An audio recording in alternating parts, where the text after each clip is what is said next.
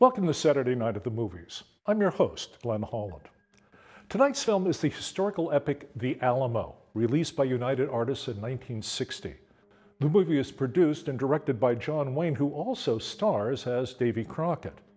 Richard Widmark and Laurence Harvey co-star with Wayne, with Frankie Avalon, Patrick Wayne, Linda Crystal, Chill Wills, Ken Curtis, Joan O'Brien, and Richard Boone appearing in supporting roles. The movie is intended to tell the whole story of the siege of the Alamo by Mexican forces under the command of General Antonio Miguel Lopez de Santa Anna, but perhaps more important, the story of the events leading up to it. In 1836, the territory of what is now the state of Texas is part of the First Mexican Republic. Both American and Mexican settlers in the territory initiated a rebellion against the government of President Santa Anna, a rebellion that by 1836 was under the leadership of Sam Houston. With the Texians, as they were then known, badly outnumbered, Houston needs time to build an army. He entrusts Lieutenant Colonel William Travis and a small contingent of soldiers to defend the Alamo, a makeshift fort built around a former Spanish mission near the village of San Antonio de Bexar. Santa Anna's army must pass through the village if he is to engage Houston's troops. Colonel Jim Bowie, who has extensive land holdings in Texas, arrives at the Alamo with 100 Texian volunteers, but he is soon at odds with Travis, whom Bowie considers a martinet. Colonel Davy Crockett, a frontiersman and former congressman, then arrives with a troop of Tennesseans who are eager to join the fight. Travis is surprised to find Crockett, despite his rough frontier exterior, to be both intelligent and resourceful. Crockett is also aware that Houston's aim in his war with the Mexican government is to establish an independent Republic of Texas. While in the village of Bexar, Crockett meets Flaca, a young Mexican widow whose family has been killed by Santa Anna, and begins courting her. Meanwhile, a disagreement arises between Travis and Bowie over the best way to slow Santa Anna's progress and give Houston time to recruit more troops for his army. Travis wants to hold the Alamo at all costs, while Bowie wants to abandon the fort and harass Santa Anna's troops with a series of ambushes. When a Mexican courier arrives from the general, Travis answers the order to abandon the Alamo with a volley of cannon fire. The die is cast, and the heavily outnumbered defenders of the fort begin preparations to hold it at all costs against the rapidly approaching Mexican troops. The Alamo was always a very personal project for John Wayne. He first decided to make a movie about the famous battle in 1945 and began to work on it seriously after completing work on John Ford's The Quiet Man in 1952. Wayne was under contract to Republic Studios, and in 1948, Patrick Ford, son of Wayne's frequent director John Ford, produced a screenplay. But Wayne and Republic Studios head Herbert Yates disagreed over the proposed $3 million budget for the film, and Wayne ended up leaving Republic to produce the film on his own. Republic retained the rights to Ford's screenplay, which was rewritten with an emphasis on the role of Jim Bowie and produced as The Last Command in 1955, starring Sterling Hayden and Anna Maria Alberghetti. Wayne had formed a production company, Batjack, with producer Robert Fellows in 1952, and Wayne had been producing films since The Bullfighter and the Lady in 1951.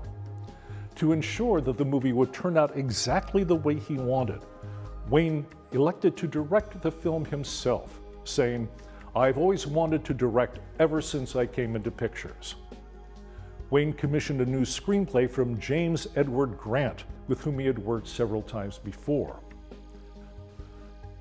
Wayne originally planned to stay behind the camera while making The Alamo, but his backers wanted to guarantee the movie's success by having him play a part in it as well as direct.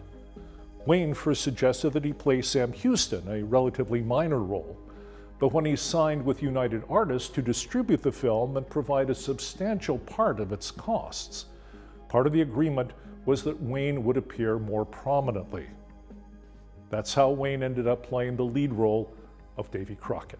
John Wayne invested $1.5 million of his own money in the Alamo, taking out loans and second mortgages on his houses to do it.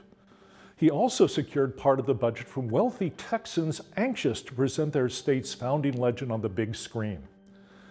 Wayne had originally planned to shoot the film in Tucana, Mexico, to keep costs low, but his Texas backers were adamant that Wayne should shoot the movie in Texas. So in 1958, crews began building a faithful Adobe 3/4 scales reproduction of the Alamo on a ranch 14 miles outside of Brackettville, Texas. Wayne was disconcerted when he met the builder, who was Mexican. He asked, "Do you think you can build the Alamo?" The builder replied, "Do you think you can make a picture, Mr. Wayne?" After filming was completed, the set had a second life as the tourist attraction Alamo Village until it closed in 2010. The Texas location presented a series of problems. The cast and crew had to deal with crickets that would spoil shots by chirping or jumping on the actors. Then there were the state's less pleasant native critters, from scorpions and skunks to rattlesnakes. Hank Warden, who played Preacher, remembered, "There were something like thousands of rattlesnakes every square mile." The Texas weather was a problem as well. Even in September, it was often unbearably hot and humid, with temperatures as high as 98 degrees. Wearing buckskin and a coonskin cap, Wayne would be drenched in sweat, sometimes having to change just before he went before the cameras. There were also conflicts on set, notably between Wayne and co-star Richard Widmark. For one thing, Widmark felt he was miscast. Although he was 5'9", he was playing Bowie, who was known for being larger than life, in part literally, since he was reportedly 6'6". Widmark hired Burt Kennedy, well known for his scripts for movie westerns, to rewrite some of his lines. He also openly took issue with how Wayne was directing the picture, particularly Wayne's insistence that actors do what he told them despite their own interpretation of their characters. Widmark and Wayne reportedly almost came to blows on set, but after threats of legal action, Widmark agreed to finish the movie. Afterwards, he and Wayne were to remain professional during shooting, but otherwise had little to do with each other. The Alamo originally ran over 3 hours, but went into general release at 2 hours 40 minutes. Even so, many critics complained about the length of the film, the scenes and storylines that had nothing to do with the events leading up to the siege, and the long-winded dialogue served up in James Edward Grant's screenplay. Much of this speechifying reflected Wayne's right-wing politics in the midst of the Cold War.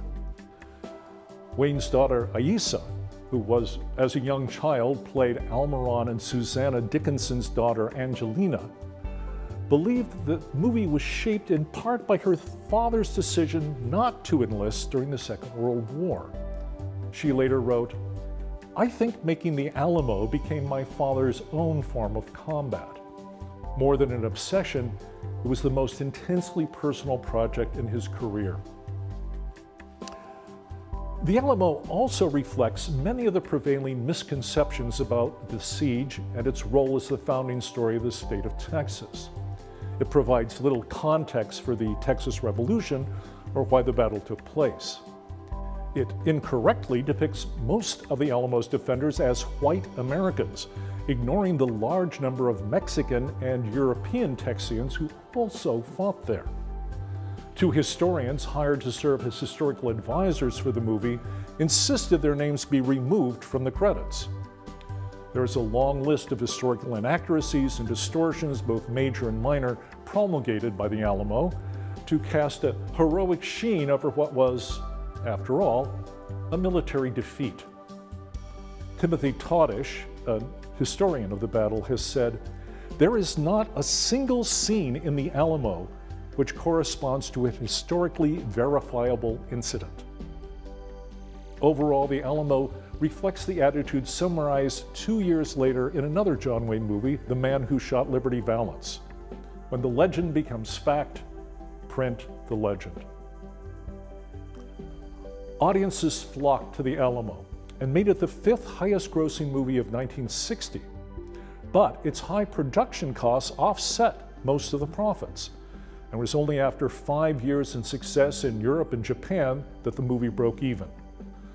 John Wayne personally suffered a significant financial hit.